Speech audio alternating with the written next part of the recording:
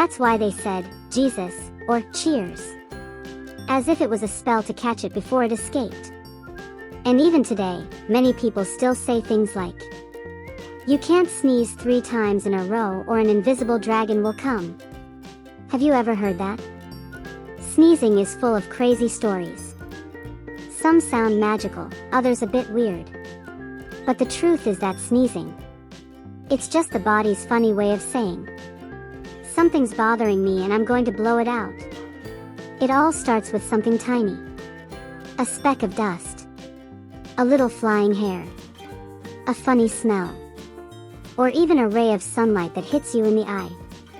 Yes, that's right.